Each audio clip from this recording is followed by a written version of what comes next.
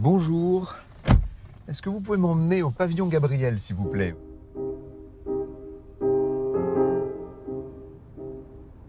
Les rameaux, c'est une fête de l'efflorescence. Vous savez, c'est le moment où la parole de Jésus ne peut plus être contenue, c'est l'entrée dans Jérusalem. On ne marche pas seulement vers la passion, on marche d'abord et avant tout vers l'efflorescence de la parole. C'est ça peut-être le sens des rameaux et c'est peut-être aussi le sens de nos vies à tous. Il faut que la fleur s'épanouisse avant qu'elle ne fane et qu'elle puisse renaître.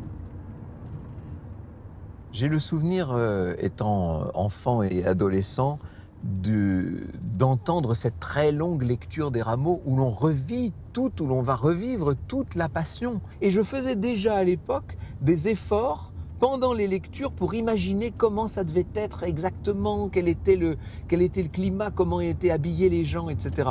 Il y avait cette volonté historique de revivre en quelque sorte ces dernières heures de Jésus. C'était d'une certaine manière ma façon à moi, historien en herbe, d'infuser les Écritures.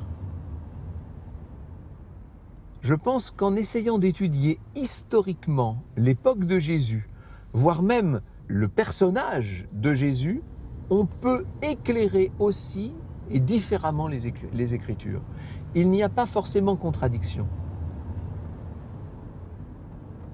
J'ai toujours essayé de m'épanouir le plus possible, d'avoir la plus grande amplitude qui soit, de desserrer les taux, de voir le plus loin possible dans le passé et dans le futur, de voyager, de m'imprégner de toutes sortes de savoirs, de toutes sortes de sagesse, etc.